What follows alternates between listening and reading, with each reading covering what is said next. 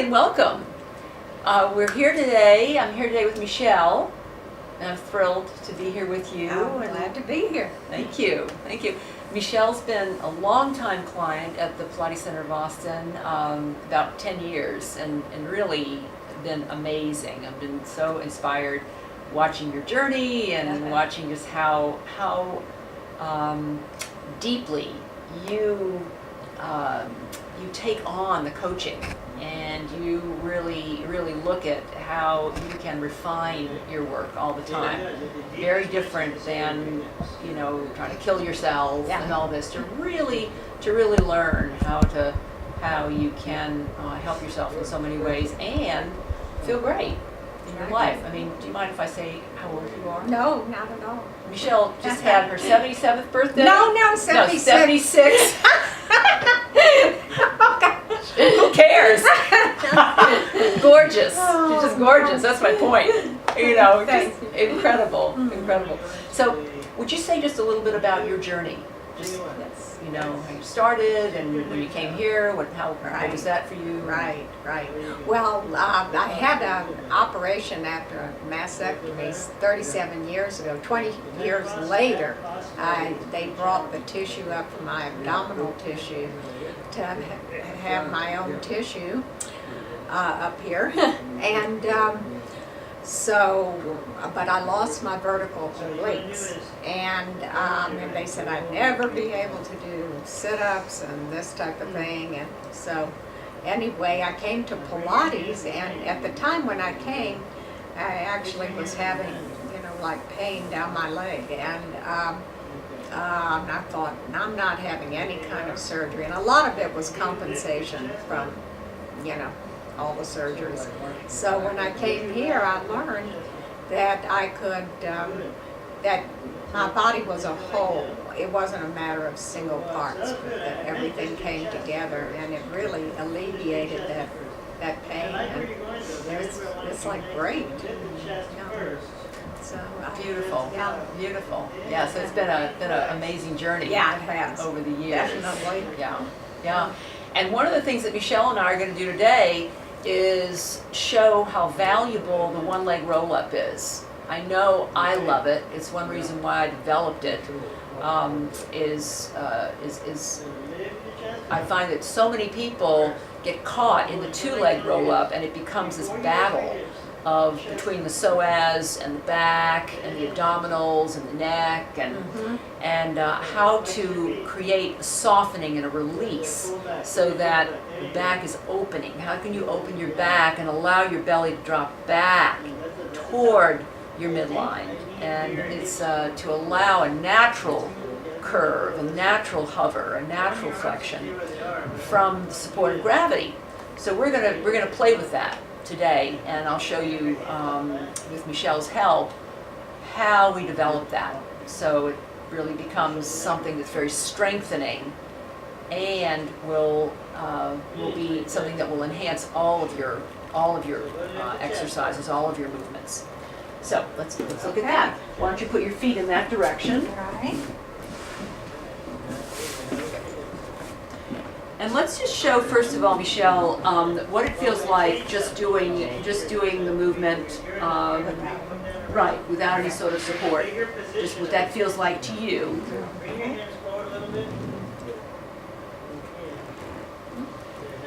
Right.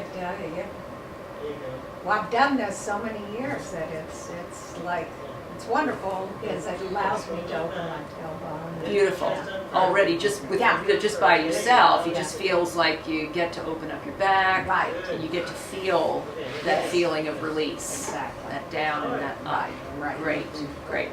So now let me put an ankle weight. Put some ankle weights on. So now, as we add a little bit more weight through your feet, if you find that it's hard for you to come up the way Michelle did, curling forward, and you feel like this leg wants to fly up, or you feel like you're tight in some way, putting a little bit more weight is going to give you more down the back.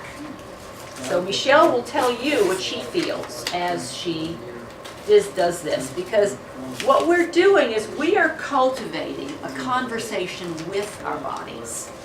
that's the distinction that we teach at the Pilates Center of Austin, and that we really want to bring more and more into the Pilates community, is what's the possibility of a conversation with our bodies, which is different than doing something to our bodies. I should pull my belly in. I should pull my shoulders down.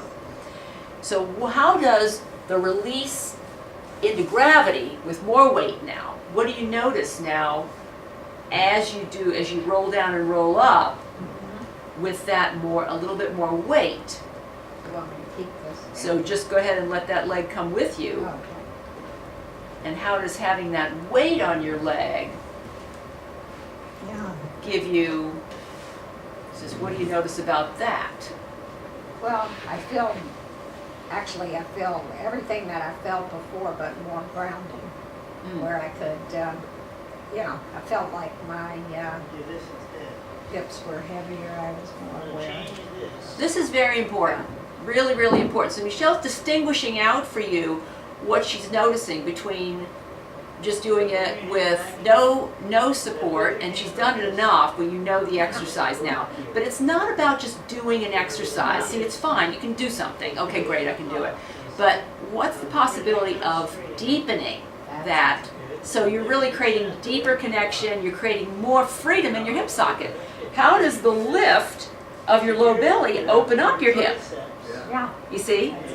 That's it. You get more down the back, up the front. You get more shoulder blade to belly with the support of more grounding. With more grounding, you get more lift. Right. More opening. Here, how to open up your back. So feel that again. Yes. You see how there's more waterfall? Yeah. More release. That's the big difference. Good. Now stay there this time. So now we're going to add one more piece, because this is another really interesting thing. We're adding, now we've given more support to both legs for the grounding, but now we want to fire the hamstrings more. Because can you feel, Michelle, that your knee is overworking a little too much? Yes. And if your knee overworks, if you push your knee down in order to try to lift, you will fight your midline support. You'll fight your psoas. You'll fight that internal lift, and you'll always get the push. Whereas if you put something under your hamstrings, folded the mat twice, and then I'm going to fold it again to make it a little higher. Yeah. And what's interesting is, do you feel like right there, do you feel more of a relationship to your low belly lift than your knee? Yeah. Oh, yeah. That's what you're looking for. As you begin to press that knee away from you, use your breath, allow your waterfall. Gorgeous. Yes. And I can feel that you've got your low belly lift. Yeah. Right there. Yeah. And I had no knee business at all. Yeah. Yeah. So that's the beauty of what we call the setup. The beauty of the setup. How is the setup? Why the weight's in your hands sometimes? Why the weight here? Why something underneath here? So that you're actually waking up the deep intelligence of the body, which is very different than just doing something called the roll-up or the one-leg roll-up. How do we wake up our natural genius, our natural deep intelligence? How does that wake up? And then you just have it when you leave your session. That's it. You got it. Exactly. Yeah. Yeah. Beautiful. Thank So, yeah. Do that one more time. Okay. So notice how Michelle is feeling the weight, she's waking up the hamstring, back of the leg. She's really using this. This is gorgeous. Yeah.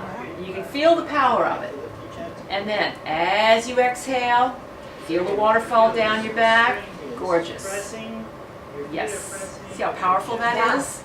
It's a lot deeper in the core, too. A lot deeper. A lot. And that's what Michelle has been cultivating, and that's why, even though the doctor said you'll never be able to do flexion and don't even try and all this sort of thing, you're like showing that the deep intelligence of the body has a different idea. Exactly. When we listen, when we pay attention, and we really feed our bodies in ways that help them. I know I've had the same experience, taking care of my body. Yeah. Yeah. So thank you so much, sweetie. Thank you. Ta-da! Oh, So we're going to continue our inquiry with all of the mat exercises. So just keep coming back, and please let us know your thoughts and your questions. We'd love to hear from you. Thanks a lot.